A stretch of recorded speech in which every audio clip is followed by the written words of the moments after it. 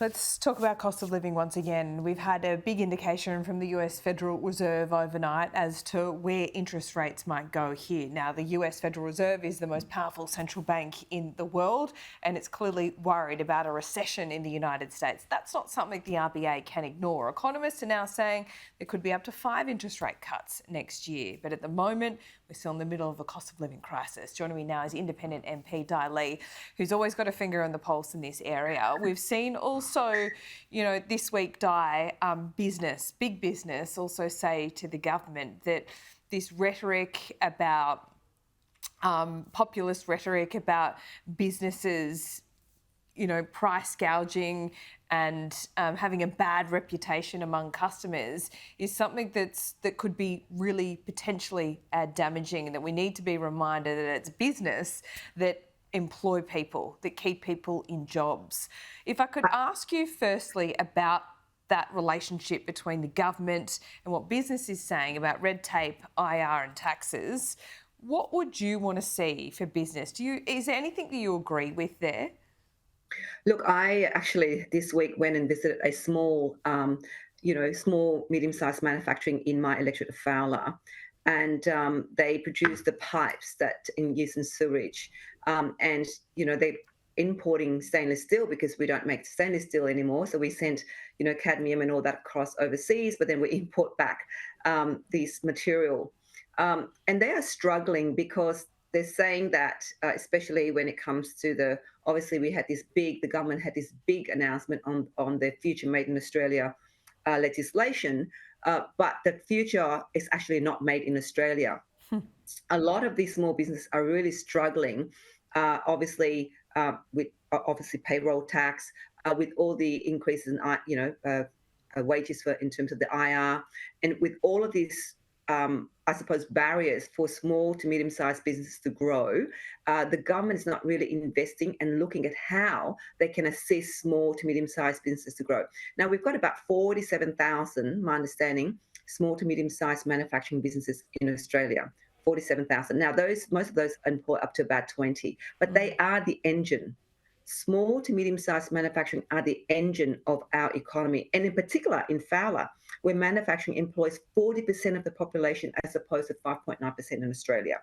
So I think what is the government doing to enable this? Many of these small to medium-sized manufacturing businesses are putting their home.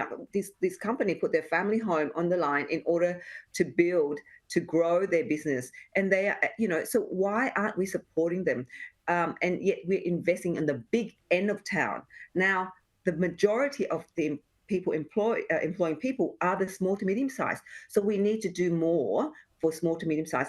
It's costing them so much to run small businesses nowadays, and everything's gone up as we have been hearing about the cost of living pressures, not just on individuals and families in Middle Australia, but for the small and medium-sized manufacturing businesses in Australia as well. So I really call on the government to really take stock and think about the legislations that they put forward in the parliament and see how do we help Middle Australia? Because this part of Australia, we're not helping. And, the local government election just came just now in our area here in Fowler. Labor I think, is in their 20s.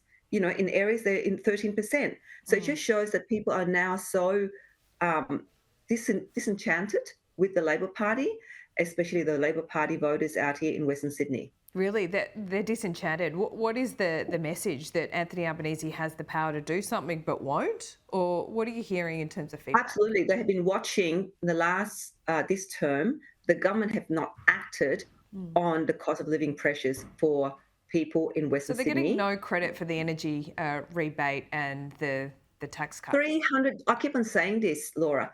$300 a one-off rebate. That is not going to help. That is actually not targeting or addressing the structural problem and the systematic problem. The cost is constantly going up because of this great plan that the government's got in terms of, the net zero, the infrastructure, the spending in terms of our renewable, making it more renewable, which we all support. But there's no plan for the transition, and the investment into those areas means that It's going to drive up costs of energy prices.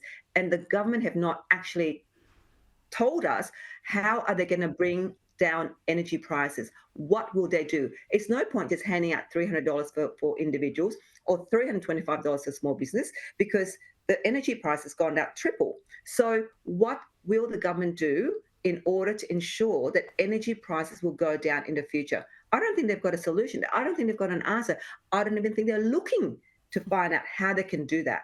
So I think that it is a huge issue for the government, and the Prime Minister and his team, to address the cost of living pressures. This is going to continue. Energy prices are going to continue to increase until the system is actually addressed. And I hear that apparently in Melbourne, the state government has banned gas. Yeah, It's that some legislation there has for a been while. pushed through. Like, I'm thinking, really? Gas is another option that can actually keep energy prices down. There's so many things that the people in power, they have the ability to really address the inequity for many middle Australians who are working so hard, but are still paying the cost. They're still forking Yeah, out of their pocket to pay for increased energy bills, increased insurance, that's right. increased grocery, everything, Laura. Yep, they've got a constitutional ban on fracking in Victoria, and they are saying no new gas lines to any new builds, so no gas cooktops. So there you have it. Dai, always good to talk to you. We'll see where that one ends up. Thanks, Laura.